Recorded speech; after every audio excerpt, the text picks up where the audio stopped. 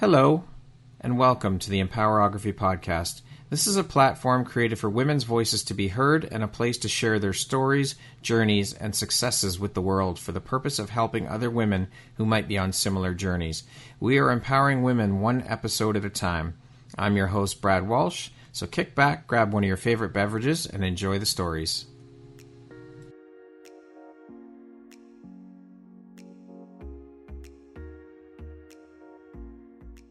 Hello there, it's Brad. The Empowerography Live Conference 2026 is happening live and in person for the first time here in Toronto in April of 2026. This is your chance to step fully into your power over 2.5 incredible days. You'll hear from 30 plus inspiring speakers, join hands-on workshops, and connect with women from around the world who are ready to grow, learn, and rise together. This isn't just an event. This is an experience that will leave you motivated, empowered, and ready to take action. Seats are limited, so head to my website and secure your spot today. All the information will be in the show notes, and we look forward to seeing you in April. Hello there, Brad Walsh here, your host of the Empowerography Podcast, a platform that was created to help elevate and amplify the voices of women through sharing their stories. Today, my guest is Jen Nash.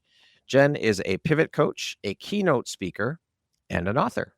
Welcome, Jen. How you doing today? I am awesome. Hello, Brad. How are you? I am doing amazing. I am so excited and honored to have you here today with me, Jen. I'm looking forward to jumping in and sharing about all the beautiful light you put out into the world through the work you do, as well as a bit about your story and your journey. So with that being said, let us jump right in. I want to start with you explaining for those who might not know what a pivot coach is and does. Oh, awesome. So I've managed to succinctly reduce it to the following insight. When life throws you a curveball, but you're still packing the ambition and the drive, you work with a pivot coach. So it's the idea that maybe you've gone through a terrible divorce. Maybe you got kicked out of the company you founded 16 years ago. It's a very specific example, isn't it? Maybe something you started was being taken over by your co-founders. There's a lot of different things that create angst in us. And a lot of us think we have to carry on alone. And I went through a horrible period in my life, and a very dear friend of mine had become a coach. And I was in the headspace that coaches are expensive hogwash. And he insisted that if I hired him, my life would change. And guess what? You did, and it changed. And not only that, working with him, he helped me see that I had been coaching others my whole life. And I have been pivoting my whole life. So I realized I gravitate towards people who are like fighting to get back up. That's we're going to get back up and keep going. Very interesting the way that played out for you. Coaching is hogwash, expensive, and here you are, a pivot coach. That's amazing. I love it. Yeah. And so when people hear the word pivot, they think automatically change, as you just mentioned a few examples. But I would love to know for you, what does true reinvention actually look and feel like at a soul level? Great question. Thank you. Yeah, I think when most people hear the word pivot, they think strategy, a new plan, a new direction. But real reinvention isn't swapping one version of your life for another. It's more about when your soul taps on your shoulder and says, hey, you're done with this. You've outgrown this. And it's really not about striving or doing or planning. It's actually much harder because it's about listening. And it's what happens when you finally stop forcing things to make sense and start following what actually feels true to you in that moment. And it's interesting because what feels true to you today probably wouldn't have felt true to you 20 years ago. So it can be raw and uncomfortable at first. You know, what change isn't. Yeah. But at the same time, it's really freeing.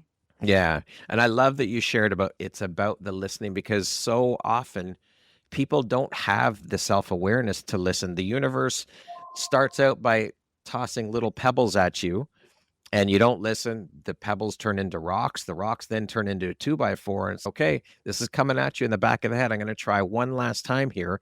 Pay attention and listen. But a lot of people don't have that self-awareness to listen. Yeah, I think that's 100% right.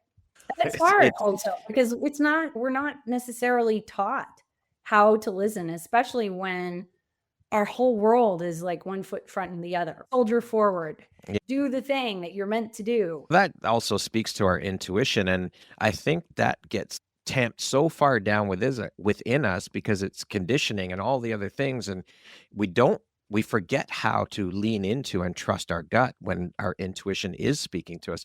We forget that it's there. So it's a matter of, in a sense of, I think, tuning in to ourselves, to our own energy, taking the time to sit with ourselves and lean into and relearn to trust our intuition again. Yeah, 100%. And so for you, what was the moment that made you realize it was time for you to pivot, that your soul could no longer stay where your career was parked?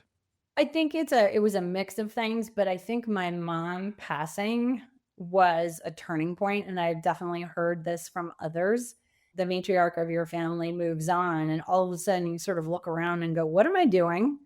Why am I doing this? And don't get me wrong, I worked as a creative director and a content strategist for some of the best ad agencies with some of the best teams at agencies like Havas and Ogilvy and Gray and JWT and FCB. I loved what I did, but there was also an element of I felt squished. That's my very real term. I felt like I was glued to a chair. I didn't feel like I was meant to be there anymore. Yeah. And I just knew something else was calling. So I really think my mom sort of forced me to start having an interesting adventure. And I went on walkabout. I went to Southeast Asia for 3 months. And then I ended up starting a different kind of cryptocurrency company. And then I moved to a foreign country. I started a new relationship, and all these crazy things sort of came together as I was writing my book, which I know we're going to jump into in a bit, but like it all came together in a sort of rolling wave. It wasn't pretty. Had that feeling of, to use your term, feeling squished, had that been building for a while, or was it something that just like hit you out of the blue? No, I think it was sort of like a bubbling, like a murmur. It's like the water boiling. At first, it's the little bubbles, and then all of a sudden it's bubbles, and then you've got a pot of boiling steam. And it's, I've heard the voice before. Like I remember being in my 20s and getting all the things I wanted and being like 26. Like I was making 6 figures. I worked at Ogilvy, and literally it was like my 3rd job out of college. And I was like, wait, how did all of this happen? I clearly didn't strive high enough. I remember at that point thinking, I need to go and do something more exciting, which I did. Amazing. Now, you help people navigate change and find new directions. As we said, change is very difficult. It's not an easy thing because we get stuck in our patterns and all the things. What do you think is one of the biggest misconceptions that people have about what a pivot really is? I think the biggest misconception is that a pivot has to be dramatic. Quit your job, leave your husband, sell everything, move to Bali. I think it really goes back to what we were just saying. Most pivots start really quietly. It's not a massive leap. It's a shift in awareness, realizing that something no longer fits you, but giving yourself permission to explore what does. And I think a real pivot begins the moment you stop pretending you're fine, air quotes, and start honoring your truth. And a lot of people say, I know I don't like this, but I don't know what I want. And that's the moment to talk to someone. That's the moment to start sitting down, because we don't make time to dive into that hard space because we're busy. But the thing is, we really only have one life to live. Yes, I believe in reincarnation and we're going to come back and all that. Jen Nash, she's only doing one round.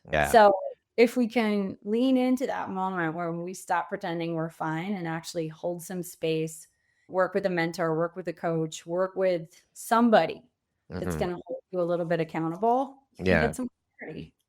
So I'm sure that a lot of your clients do come to you with, I know I do not like this, but I have no idea where I want to go. I'm curious, where's your starting point when you hear that from your clients? Okay. Like self-development, right? How's your Hmm. rest and relaxation? Because if you're not sleeping, nothing's going to be working, right? How's your work? How are your finances? We look at all of it holistically and then we slowly go in. So it's really not overwhelming. You're not trying to fix the entire person all at once. And you're not trying to fix anything really. You're trying to understand what is good and what would make it better. Yeah. Nobody is broken. We just need guidance and support. And I don't like hearing that people's I need fixing or I'm broken. And no, nobody's broken. We just need guidance and support. That's all we need. Agreed. Yeah. I used the wrong words there. So good catch. Oh, that wasn't why I was doing that. I've heard people use that term and it just doesn't, it's never sat well with me. I don't think anyone is broken. We just need support. And that's what coaches do. They provide the tools to help people. It's not Mhm. about holding their, yes, you hold their hand the whole way through, but you're giving them tools in order to figure things out for themselves, to do the work. Now, you mentioned walking away from being a creative director, a role that is, of course, built on vision and storytelling. What story were you no longer willing to tell yourself?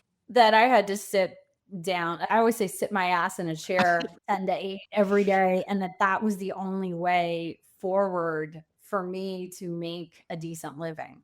And yeah, I just didn't want to buy into that anymore. And I felt like that calling of that curiosity. What else is there? And we're jumping into different things. So I'll leave it at that. How did it feel to let go of what on the outside? Because to so many people, your career would, how could you leave that? And it's, you have so much success and all the things from the exterior, it looks amazing, but it doesn't feel aligned for you internally. Yeah. So when, like, how did it feel to let go of that for you? The good news was I didn't fully realize I was letting it go, so it was sort of gradual. I Okay. figured, "Oh, I can come back to it if I really want to." And it's interesting because 4 years later, I did go and apply for a job and I was given an offer, and I realized I couldn't do it. I was like, "I can't Hmm. do that job anymore. No." So it's like full circle, but in my Hmm. head, I was like, "Okay, that's my safety net. If I can't make it doing something else, I'll cycle back." So it was scary, but not that scary. So the plan B option. And I think in today's, work market, political market, Hmm. global market, I think we all have to realize that a lot of us are gonna be pivoting and we're gonna be doing multiple things to create income streams, you know? Yeah. Yeah, for sure. Because multiple revenue streams are a great thing to have for sure. Absolutely. And I spent 17 years building a passive income stream and building a 7-figure property management company while I was working as a creative director because I was Wow. so determined to have an alternative when I was in my 50s. Mhm. Yeah. Amazing. Yeah. So, when you look back at the version of you before everything shifted, what do you see in her eyes that you don't see in yourself today? Maybe just I would say her fear levels. I've gotten to a place where I can truly believe that I can adjust things and everything will fall into place. It's always going to be different Mhm. and it doesn't have to be the same. But I also have a lot of flexibility, which I've created in my life. And she was really scared of the classic being old and poor and hungry on the street. Now I know that's not possible. I love that. What was the hardest truth for you then that you had to face about yourself during that huge transition? Yeah, it was absolutely the fear of letting go. Like the fear of I won't have enough, the fear of walking away from traditional paychecks, the fear of stability being gone. Stability, as we know, as we look around, 50,000 people were just laid off last week between Accenture and Amazon and Intel, right? So, like, Mhm.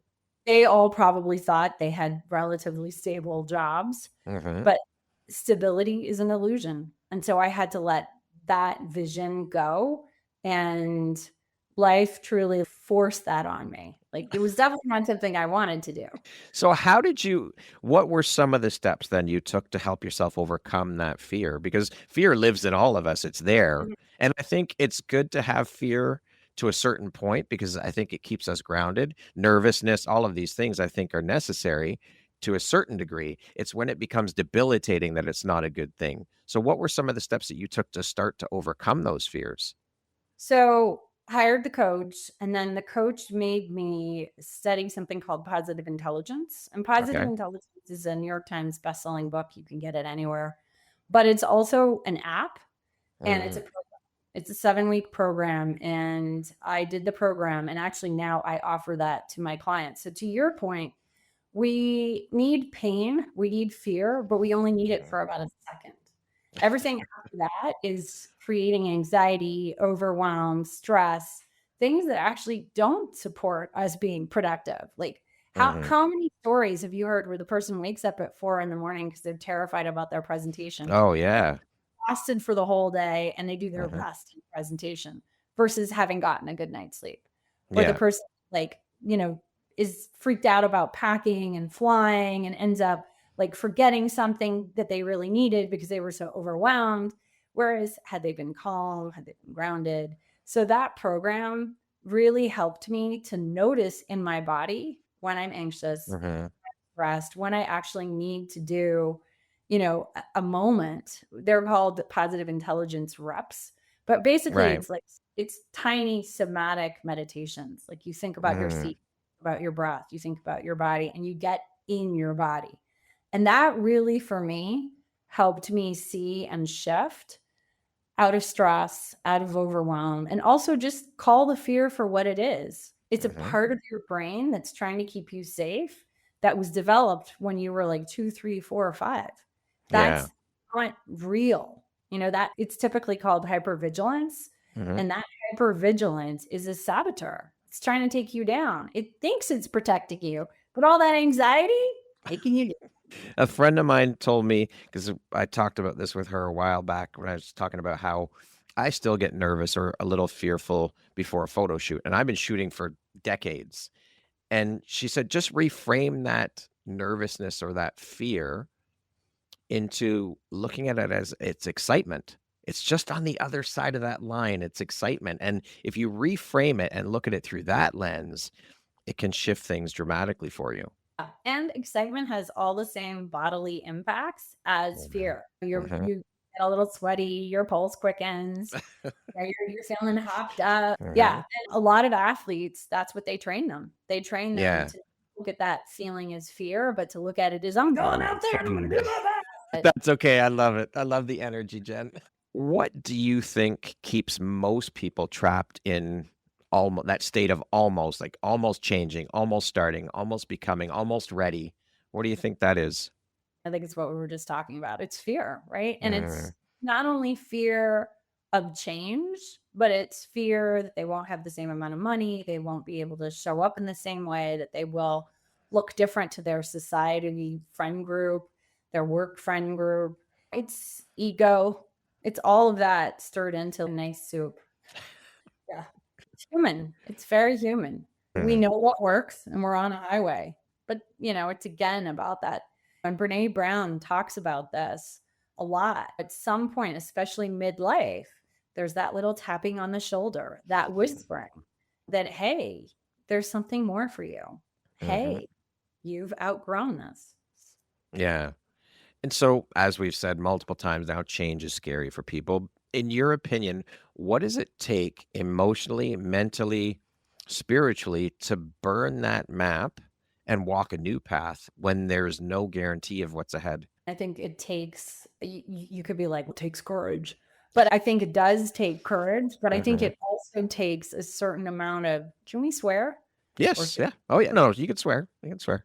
I think it takes a certain amount of fuck itness, Yeah. right? Where you're just like, I like, homie, don't play this no more. And I think Mhm. you get to a point, excuse me, Bless you just get to a point where you want more. You're like, I've done this and done this. I know this works. I know it's fine. Mhm. but I want something different. It's like, Yeah. how many times can you eat chicken? It depends on how it's cooked. Yeah, if it was the same chicken every night, it's Oh, just chicken with oil and no salt and pepper, like, how much? Like, at some point, yeah. oh my god, I would kill for a steak or I would kill for a vegan burger. Yeah, whatever. Yeah, yeah, I could do that maybe 2 or 3 days, and it's like, "Okay, we gotta change this up. It's gotta be something different for sure." As long as Yeah, it's cooked a different way, I could eat chicken, no problem, but it's gotta be prepared a different way. I think to some degree, we're here for joy. We're Mhm. here for fun. We're here for connection and saving money, paying your bills. Yes, putting your kids through college. These are all critical and important. But at the same time, if you have no joy and you are feeling crushed, there is more, right? There are Yeah. ways of moving things around, and people often rally together to support people Mhm. who are chasing dreams. That's part of it too, is finding your tribe, finding the people who support you and cheerlead you, and that you can also cheerlead and support in their journeys as well. It's Yeah, huge. Community's everything. yeah, totally.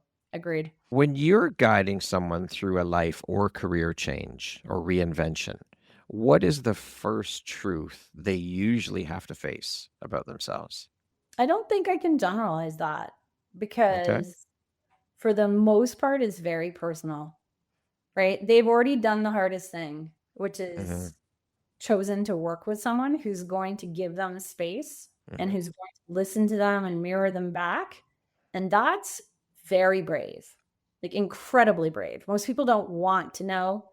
So and they don't want to change. Even though they may want to change, they don't want to change. So I think the thing they have that most people face is going to be very different. For some, it's like, I'm absolutely terrified that when I got off the boat, that I can never get back on another one, that my money making days are behind me, that that highway is the only highway, even though I'm done with it. It's Yeah. like a lot of stuff. And a lot of people just are really stuck in the I don't know what to do. And I'm never going to know what to do. So they have to face the first hurdle so that we can actually talk about it and look at where these fears come from. But Yeah. they're all coming from a slightly different place. Do you think some of that comes from not realizing how much work is ahead of them? Do you think the work scares people a little bit too? Or are they at that point where they're coming to you, they already know that they're gonna have to do work and that's not even a thing? I don't like to put it in terms of having to do work because, for instance, if you were taking a painting class to support your photography, it Mhm. would be joyful and interesting, but it might actually feed your work. So the thing is, I think if you position it as work, yeah, people don't want to do more work than they already have to. But Right. I think the fear of seeing themselves and acknowledging what they know very deeply, Mm. that's the thing. Admitting to themselves. Yeah, That admitting to yourself that your marriage was ended 10 years ago. Admitting to yourself that you hate your partners and going to work every day gives you a stomach ache. Admitting to yourself that you consistently don't hit your revenue and you don't know why. Things like that. Those are big things. People don't. they are. They are for sure. My corporate career, 12 and a half years, for the last 6, I hated going into work. And actually sitting with that and really, like, we all have a choice, and it's up to us on what to do about it. You can stay stuck if you would like, but you're miserable, or you can figure out what it is you need to do in order to move forward and make the changes, which again is scary as shit. But would you rather be stuck and miserable? You think about all the people out there in the world who stay stuck in jobs that they absolutely hate. I think that you're existing, you're not living. As you said, we're here for a short time and we should be experiencing joy. So what got you to leave after 6 years? Because that's a long time, so I'm It gonna is. It is. why? I think support, first of all, because Okay. I had a lot of people yapping in my ear when I was talking about leaving, and you're going to jump into there's so many photographers out there. How are you ever going to compete and and all these things? And I just had to lean in and trust. I had support, of course. And then just getting to a point where it's I can't do this anymore. Like I'm miserable. Like I literally hated going to work every day. And it just got to that point where I can't do this anymore. It's just not possible. This is not sustainable to keep going like this. So Yeah. shit or get off the pot. Do something or suck it up and stop your complaining. Yeah. Accept or convert. That's what we Yeah. say. Yeah. Accept or convert. Yeah. Okay. That's exactly what we were talking about. So It's you hard. you experienced it and you followed through. Yeah, for sure. And it's not easy. It's a tough journey, but again, you have a choice. You can stay miserable or go to the alternative. It's just Yeah. a matter of what you want to do. What's more important to you? Your joy and happiness, or just staying somewhere where you've got enough money to pay the bills and you're just existing. Again, support, I think, is a huge part. You have to have a support system in place for sure.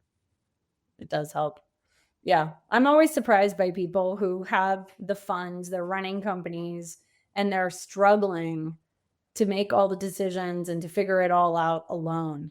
Like, I had a conversation with the CEO and we fixed probably between $50,000 and $100,000 of income then and there on a coaching call. And then I asked him, why don't you have a coach regularly? And he was like, oh, I don't think I'd have anything to talk about. What did we just go through? What did we just experience? I was like, okay. But that's the thing. People don't get it. And they think they don't realize how valuable and how easy support can make it. But I partner with my clients because I don't want them to feel like it's just a couple calls a month. I want them to feel like someone's rooting for them. Yeah, someone's got their back. And that's what a good coach does. So kudos to you. Thank you. In your coaching, what is one exercise tool or maybe even a mindset shift that consistently unlocks clarity for your clients? Visualization. Yeah. Yeah. If they're struggling with something, I only have one client who can't visualize, and she's more of an embodiment client. She needs to feel stuff in her body.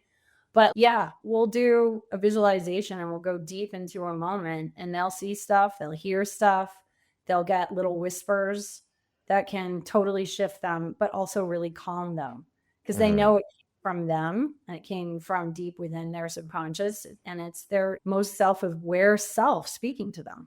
And so when someone's entire identity is tied to what they used to be, how do you guide them to remember who they really are?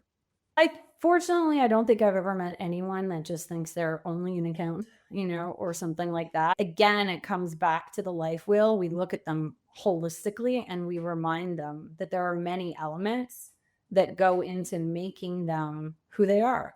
And when they see that, a lot of people are like, oh, wow, I really thought I was here to work on work, but I realize I've let my relationships go. And that's one of the reasons I'm so unhappy. Oh, cool. So just like that, they've gained awareness by looking at themselves holistically. What a beautiful realization, though, and powerful. As mentioned at the beginning of the interview, you are an author. Can you tell us about the book, the title, the inspiration behind writing it, when it was released? Tell us all the things. So it was released in 2022, and the book is called The Big Power of Tiny Connections: How Small Interactions Spark Awesome Outcomes. And it's a very fun read because it's like an Instagram book. You can read all the chapters that appeal and skip all the ones that don't. Tiny connections are your fastest way forward to whatever it is that you want. So tiny, and this is what the chapters are called. Tiny connections can help you make more money. Tiny connections can help you get a better job, because those two things are not necessarily synonymous. Tiny connections can help you get invited to more parties, can help make you a better person. I even have a chapter called Tiny Connections Can Help You Get Laid. We have to acknowledge how fun flirting is. We have to acknowledge that. And how we do it with lots of people with whom we have no intentions of ever doing the horizontal mambo. So yeah, the book was written during the pandemic, go figure. And it came out of doing an exercise with an amazing group called Authors Who Lead.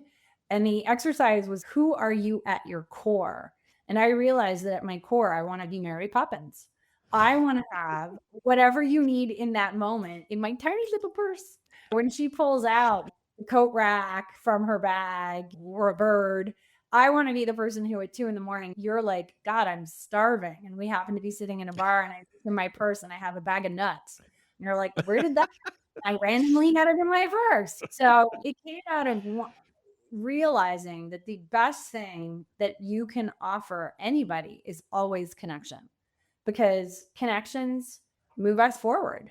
They move us forward with our work, and they move us forward with love and life and all the things. Connection, relationship, their currency. It is everything. It goes back to the whole community piece. And I think that, I don't know about you, and I would love to hear your thoughts. I think from what I've seen in the last few years here where I am in Canada is that I think we've lost a sense of community and what community really is. I don't see a lot of community connection happening among people. People are just head down, move forward, keep going. They're not acknowledging their neighbors. They're not, you know what I mean? I don't know. Are you seeing the same kind of thing? Yeah, it's called cell phone night, right? Everybody's cell phone night is saying as they've got their head down on the train, on the bus. People have to pay attention in cars, but for how much longer? Self-driving cars are here. Yeah. Be in the back of cars, not looking at anybody then either. So, yeah, and it's interesting because in the book, I explain how all these little tiny moments that we're missing because we're in our cell phones really can impact us. Like, one of the examples I give is you're standing in line to go through security at the airport. We've all done it, right? It's long, it's tedious. A lot of people pull out their phones and they're scrolling. My encouragement is to actually stand there for 5 minutes and look around. Notice people's luggages. Notice people's shoes. Notice people's outfits. Notice who's with who and what their demeanor is like.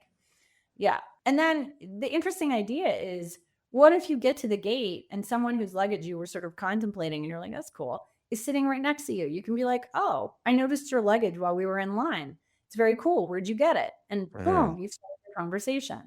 Last year, I was at Newark Airport and I was standing up at a workstation working, and the guy standing next to me was working too. And these two girls came over and they had Shake Shack fries and hot dogs, and they started eating. And I said, you're going to share the fries, right? And they both ignored me, didn't even answer. They looked up and they were shocked. And so I looked at him and he and I started a funny chat, and it was hilarious. We were both flying to Toronto and he turned out to be sitting next to me on the phone. And we had this wonderful engagement back and forth, and it totally made the ride better for both of us. And then I followed up. We stayed connected on LinkedIn. He's extremely busy, but I hear from him once in a while, and it's lovely. Tiny connections, just that little moment at the airport where you just said something. That's what it's about. That's how. I just said something human because I wanted those fries. I thought for sure they would offer them. That's right. Sharing is caring. Yeah. Now, the book suggests that, as you said, small moments can shift everything. What is one tiny connection that completely changed the trajectory of your life? One is I struck up a conversation on a tour at my former high school with a random stranger. And I was complimenting a kid that was presenting in the art room. And he was like, oh, that's my daughter. And I was like, oh. So we ended up having a chat, and he lived in Turks and Caicos, which I had never heard of, but had also just vacationed there. And that connection ended up getting me a new job, moving me to wow. Like, it literally changed, to your point, the trajectory of my life, and all it was a random conversation. Holy shit. There you go. That's the power of connection and putting yourself out there, first of all, because a lot of people don't have the courage, or they're nervous about speaking and being visible and just head down, and nothing to do with cell phones, but some people, that's just not their thing, is to be public and to put themselves out there like that. That can be very scary too for people. Yep. And there's ways of making it easier. And I talk about this in the book, like everything from dressing in bright colors. People will come and talk to me based on how I'm dressed at conferences. Really? Yeah. So I've already made it easy on myself.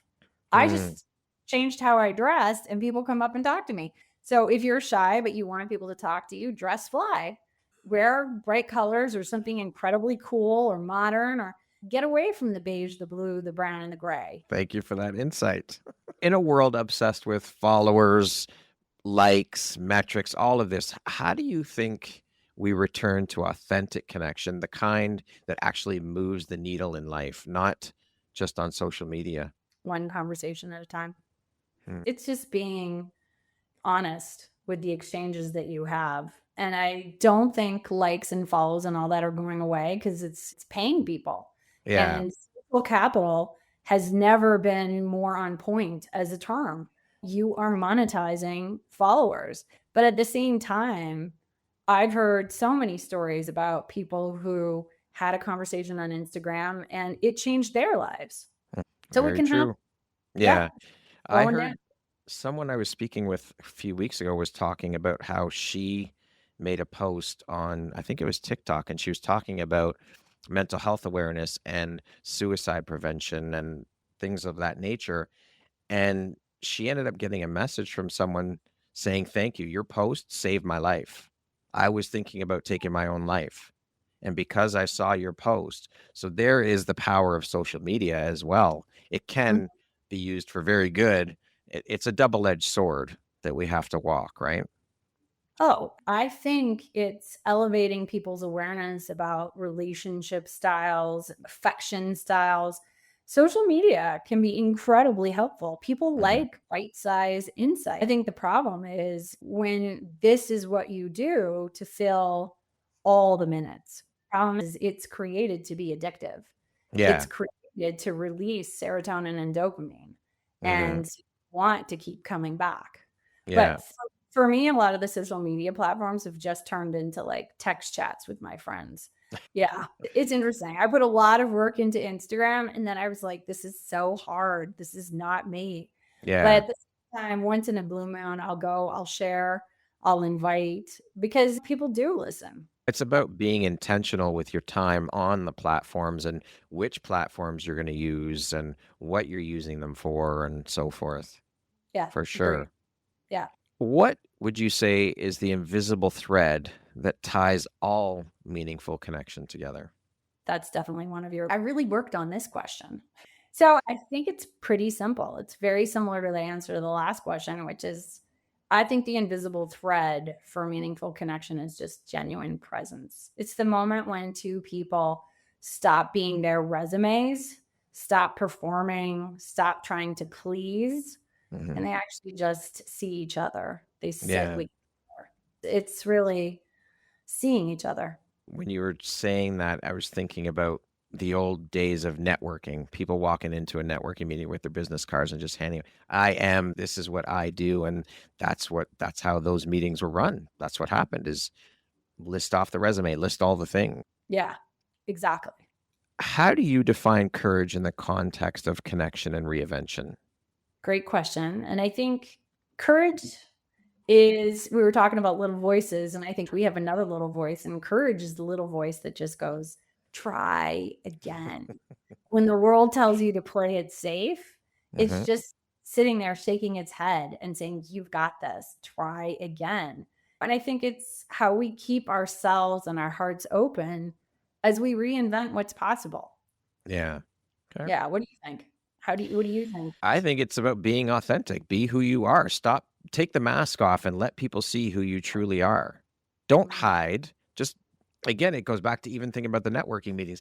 I think curiosity is a good piece of that too, is Mhm. be curious about the other person, who they are, how they think, why they think the way they do. I think that's a big piece that's missing from conversations, from true connection through conversation, is that people don't get curious. People are, you can almost see when you're having a conversation with some people, you can almost see the wheels spinning and they're formulating their answers before you're even finished what you're saying.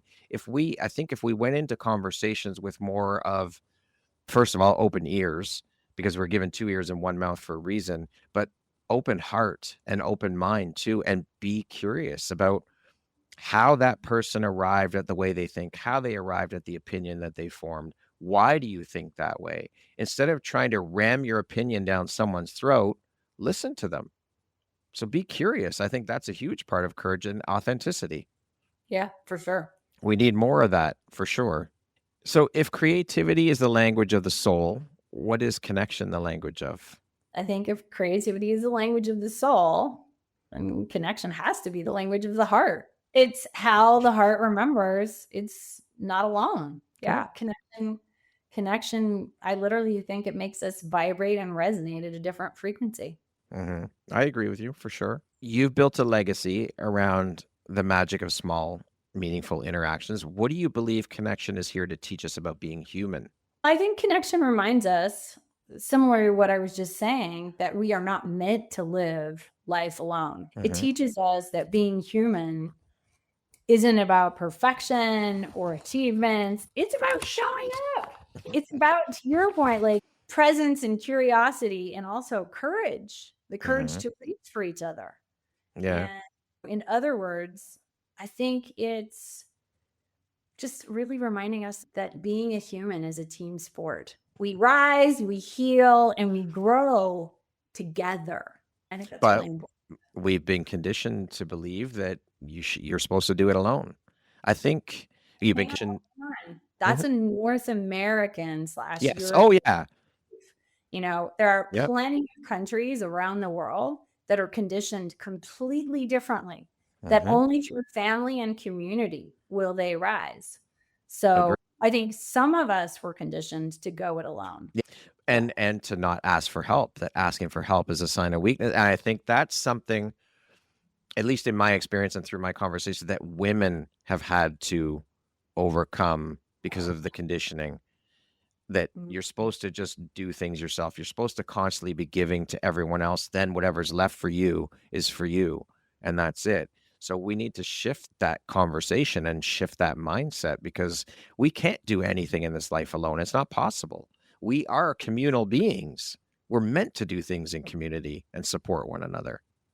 Yeah, completely agree. And I often equate support as putting your oxygen mask on first, and women are conditioned. That's why they always remind us when you're on the plane, do not put it on your child first, because you will not be able to if you're already passed out. That's right. A friend of mine used the analogy of the cup and the saucer. They said, the cup is full, that's for you. And whatever's overflowed into the saucer, that's what you have to give to others. Yeah, I think women in general would be very uncomfortable with that. Yes, for sure. Like a bowl and a cup was like a cup. How has your understanding of connection evolved as you've deepened your relationship with yourself, self-awareness, all of these different things? I think it goes back to what we were talking about with positive intelligence and being more aware of my anxiety. So now I can feel it. I think before I didn't know it was there, sort of like a low hum. And so I think now the connection to self is I am much more aware of when I'm anxious, when I'm overwhelmed, or when I'm getting freaked out. And I know that I need to take a moment to resource myself. Whereas I don't think I ever really understood what people were feeling when they were anxious and freaking out and everything was too much, because I didn't feel that way. Yeah. I think I was not aware. I was not in touch. I was not connected. Yeah. So for the good and the bad of it, I'm much more connected with my body. Which we could all take a page from that book and learn to connect with ourselves more and spend the time with ourselves and lean in and listen. Again, it goes back to earlier about listening to those feelings, those nudges, that intuition. It's there for a reason. It's there to give you signs. So listen. Yeah. And I think when we don't listen, we get fired. When we don't listen, we trip and fall and hurt ourselves, and we are forced to rest. When we don't listen, we get sick. There's a lot of things that happen when we don't listen. We can pretend that we can plow through, but genuinely, I don't believe we can. No, I agree with you. I think part of that is that hustle culture bullshit too, right? No, we don't have to do things the way they have been done for so long. It's time to shift and step into your self-awareness and trust in yourself. Trust and listen to your body. Your body knows. Your body will never lie to you. Yeah, agreed. If you could whisper one truth ear of every woman who's standing on the edge of her next pivot, what would you say? I think it would be very short. It would just, leaning on what we were just talking about, really important for women to know you don't have to have it all figured out. You just need to take that next very brave step towards feeling alive. Love it. If your life and your experiences could whisper or could speak one final sentence to the world, what would it whisper to the collective heart of humanity? Yeah, there's a softball question. And nothing big there. No. No, not at all. No giant wisdom You drop requested. no, but I believe in you. You've got this, Jen. If I suddenly had magic powers and could whisper one sentence to the world, I Hmm. would whisper in a very encouraging way to please stay connected to yourself, to each other, and ultimately to what makes you come alive. Because I believe that's where the magic is. There you go. See, you did it. That's a beautiful wisdom drop. I love that. Amazingly powerful insight. Thank you for that. Jen, what does freedom mean to you at the very deepest level beyond money, status, or any kind of recognition? I think it's the ability to live in alignment so you can really feel your own choices, your own desires, and ultimately your own essence, your personal power sort of humming within you. I think that's real freedom. Yeah. How do you define success? What does that word mean to you? For me, success is pretty simple. It's choices and freedom. Like I'm very big into freedom. It's one of my key core values. Hmm. And I literally get verklempt and choked up when people try and take away choices. And they're like, you can't go here, you can't do that. I'm like, no. So for me, success is structuring my schedule, being able to move around the world with ease when I want to, seeing friends when I want to. I've structured a really great work play balance. So to me, that's success. But also, I think success, true success, you have to add like the whipped cream on the sundae is love and connection. That's the ice cream's great, but without love, partnership, and connection, Hmm. it's not as successful. Okay, beautiful. What does the word empowerment mean to you? Interesting. So you've asked me what success means, what Hmm. empowerment means. I think they're very aligned because, like, empowerment again is you are moving in alignment with who you truly are, Okay. right? But also, hopefully, with your environment, with your community, and with the earth. But again, I think you're moving in this way and you're feeling your own power really supporting you and bolstering your forward momentum. Okay. Okay, we're going to jump into a little rapid fire section. So the next grouping of questions just be 1, 2, 3 word answer. Or What is your favorite place on earth? Greece, One of your secret or hidden talents? brainstorming, If you could teach the world one thing, what would it be? connection changes everything. What is one of your guilty pleasures? Oh, ice cream. Whipped cream. Yeah, sure. It's possible. What is one word that sums up your mindset? Curious. One book that changed your life? Illusions, the adventures of a reluctant messiah. Okay. What is, I haven't heard of that one. It's one of Richard Bach's lesser known but amazing books. All I've right. read it 6 times. Oh, man. Okay. Then it must be good. I will put that on my list. One word that defines the woman you are becoming. Let's go big with I that. love it. Yes. That concludes our rapid fire section. Now back to our regularly scheduled program. I created a bonus question that I did not send you ahead of time. How do you define love, both the kind you give and the kind you receive? It's interesting. Who am I defining it for? Because, like, For for our general audience, I would define it as heaven. It's like the best thing you can get. Like when you're in that place of giving and receiving, and you know that it's real and you trust it, it's the best thing ever. So, yeah. heaven. All right. If you were to introduce yourself to me without mentioning your occupation, where you're from, your ethnicity, your religion, all those day-to-day markers that we use in our life, how would you introduce yourself to me? Okay. So, I would say that I am someone who is endlessly curious about what makes people come alive. I build things, businesses, Mhm. ideas, and connections that bring more freedom, more joy, and hopefully more truth into the world. And I'm driven by possibility. And it's a deep belief that life is just not meant to be lived on autopilot. And I guess at my core, I help people trust their spark, the ones that whisper, there must be more than this for me. I love that. If you could step into my shoes, what question would you have asked yourself that I didn't ask you?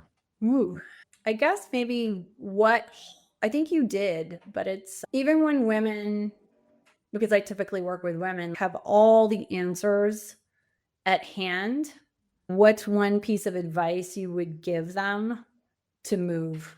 Because I think the staying stuck thing is a huge thing, and we've touched on that a lot. Mm-hmm. And I think my answer would be, if you could rate your joy for the last year and the year before and the year before on a scale to 1 to 10, looking back, if you're not at a 7 or higher, step into the ring. Go get more. You deserve it. Beautiful. Beautifully said. I love that. Great advice. Thank you for sharing that. Of course. If you had the opportunity to sit down and have a 1-hour conversation with one woman, any woman in the world, who would it be and why? It's funny. When I got that question from you, I was like, of course I'd say my mom, but she's dead and she doesn't really move the needle at all, but it would be nice. And I was like, let's push myself. I don't know if but Female Founders was started by a woman by the name of Shelley Zellis, and she's incredible.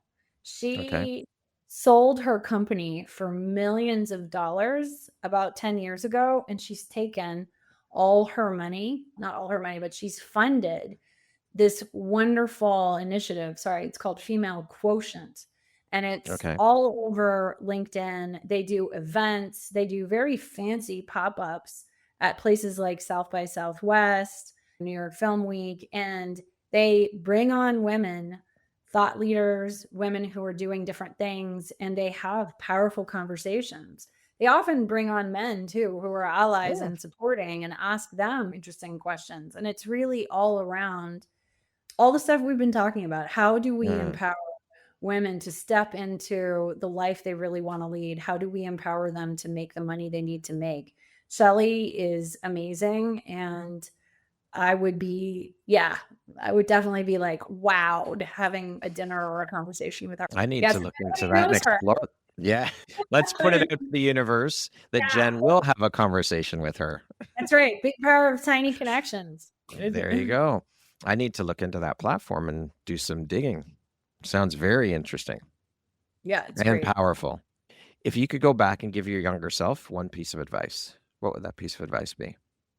Anytime you are structuring a deal, hire a lawyer. And I know that the money sounds like a lot. 5-10 grand when you're like 25 is just freakishly high, but you will get back that money in spades.